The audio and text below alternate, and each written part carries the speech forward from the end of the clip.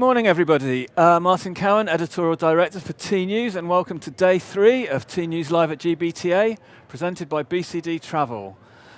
Starting proceedings today, I've got David Holmes, or David Holmes? Goodbye, Dave. Dave, Yeah. We're informal here.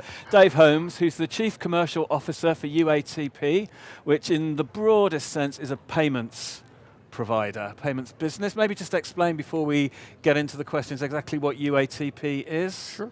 Absolutely. Thank you, Martin. UATP is a closed-loop payment network owned and operated by the world's leading airlines. The difference between UATP and other forms of payment is that we have technology that is integrated directly into the airline industry. And by virtue of that, it allows us to capture enhanced data elements, level 3 data, which is essentially ticket level information on all transactions at all points of sale, regardless of geography.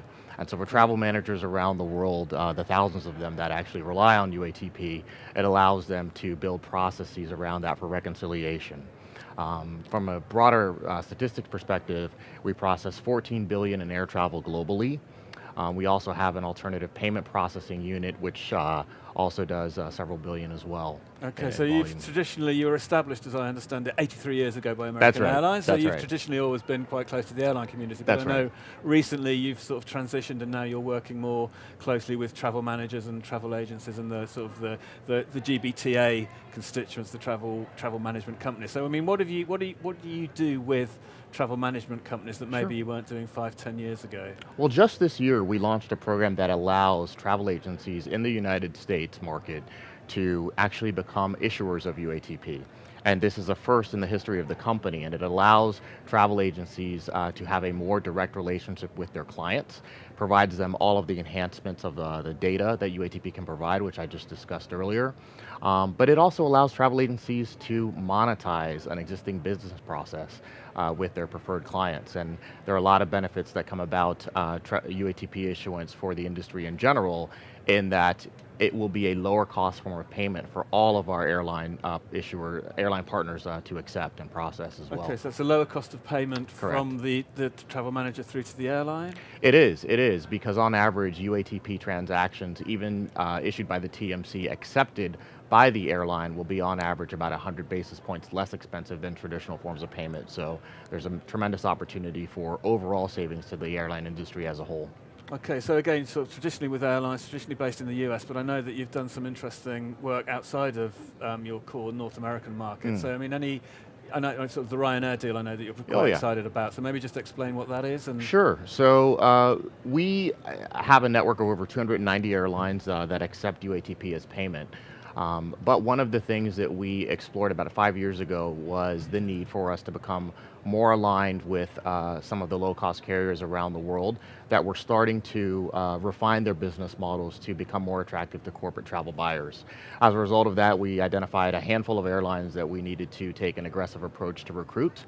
Ryanair, as you can imagine, bubbled up to the top of any list, and so we are happy to announce that as of this year, UATP is accepted at all Ryanair points of sale for all Ryanair transactions throughout Europe, and they're going to be a great merchant partner of ours. Okay, that's really good. I mean, Ryanair is such a major player in Europe. Absolutely. It's huge. So you mentioned earlier stuff that you do with alternative forms of payments, and again on Tnooz, because we've got a global readership and we like to look at we look at China and India and Latin America where possible. So I'm just wondering, from a sort of global perspective, what's really one of the many things that's interested about a global thing is the alternative forms of payments and how established forms of payments in North America and Western Europe just don't blip the radar in China or India. So I'm just wondering how a business such as UATP approaches alternative forms of payments on a sort of global level.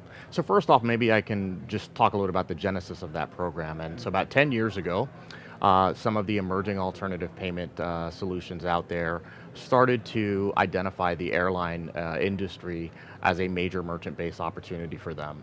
The challenge, obviously, with connecting into airlines is legacy infrastructure in many instances, especially 10 years ago. It was very difficult for an airline from a back office perspective to process a alternative form of payment because it just simply did not look like a credit card in many instances, something which any airline can obviously process today. So our technology actually takes a alternative payment transaction, translates it from a single-use card perspective into a UATP account, which then allows the airline to process that as they normally would. And so that business has grown tremendously. We have alternative payment partnerships in place with many solutions out there. But as you can imagine, some of the challenges that exist with that are now, with the proliferation of alternative payments, is really making sure that airlines understand how to prioritize the relevant forms of payment in the relevant markets. And so that kind of comes down to some of the analysis that we do on the front end when we're having strategic discussions with our airline partners about what they are looking to deploy. And it's a conversation about what their international point of sale objectives are. What are they trying to do from a revenue targeting perspective? And that does lead to some really insightful recommendations on our part to the airlines about how to prioritize those alternative payment solutions. And that sort of then loops back into what you talked earlier about sort of like the data analysis that you can do on the front end. So as well as the payment piece of what you do, there's also a sort of data analysis and a sort of consultancy as it appears. Okay. Exactly right. So I mean, when you look at sort of like on a global scale, is it sort of China, India, Latin America? I mean, where are the priorities, or where are the opportunities for a business? So for us, China is a unique market for UATP in that it's one of the markets where we are actually the dominant player. We are the leader for many from a corporate travel payment perspective in China. We have a merchant base of over 23 airlines that accept UATP, and that's far and above most other payment networks that are out there. So for any travel manager that is looking to get travelers to those secondary or tertiary cities, really it is UATP as a form of payment that's going to be the preferred option there. We also have a base of 5 active airline issuers in the China market. So again, our position is extremely strong in China.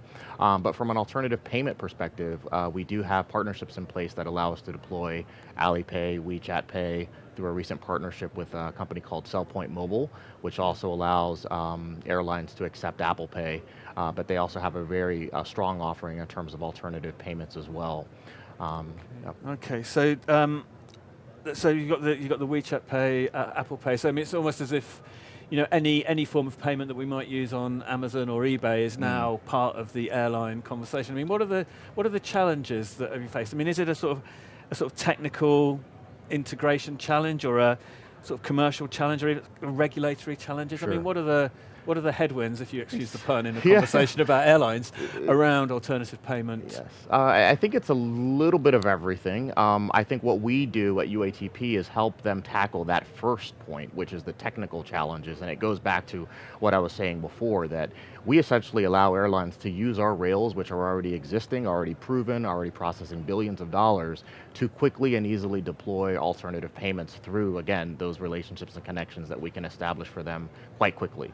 And that has obviously very nice implications for the airline, because time to market is lessened, and the ability to be nimble with respect to payment strategy for an airline is one of the benefits of a partnership with us. But from I think a prioritization standpoint, that really goes back to what we were talking about before, in terms of more of the consultative approach that we take, in terms of doing analysis of relevant forms of payment in a given market, and then approaching our airline merchant partners with suggestions on what might move the needle for them from a revenue standpoint. Okay, and then we've gone around the globe, and now just sort of looping back very specifically to North America, and even more specifically to San Diego and GBTA. Sure. I mean, what sort of conversations have you been maybe having this year that you weren't having last year? I think the travel agency issuer initiative, as you can imagine, is creating a lot of buzz, just because there are a lot of travel management companies and OTAs that have significant amounts of business at US point of sale that are exploring UATP solutions and offerings from an issuing standpoint. And that's a conversation that we weren't able to have last year, which obviously is very interesting for us. Then I think secondly, it's this whole notion of the rapid proliferation of technology, particularly blockchain, and how that is poised to revolutionize payments, revolutionize travel procurement, and just the industry in general. And so there's a conversation amongst, as you can imagine, travel buyers and suppliers in terms of what the new lay of the land will be once those technologies become more standard and ubiquitous. Okay, I mean, so blockchain, I'm quite surprised that I haven't talked about blockchain through this run, but presumably it's something that a payment as a big payment provider, you're looking at blockchain, but are you still just sort of looking at it, proof of concept, working on use cases rather than live implementation? Exactly. So by no stretch are we kind of ready for prime time with anything related to that? And I think the verdict is still out in terms of ultimately how the technology conversation evolves. But you're absolutely correct. I mean, we and every other credit card network, every other major financial institution in the world has a kind of a keen eye and is monitoring what is happening with blockchain because it does present, I guess from a high level, some very important efficiencies potentially and some opportunities there. So we are exploring and looking at it, and I think every payment network and financial institution in the world is. Okay, so maybe if we do this next year, we can be a bit more concrete on perhaps, or maybe I'm non-committal on that, as you can imagine. 3 or 5 years down the line. All right, well, great. Thanks very much, David. Thank you, Martin. Okay, well, Tnooz Live at GBTA, presented by BCD Travel. We'll be back shortly. Thanks very much.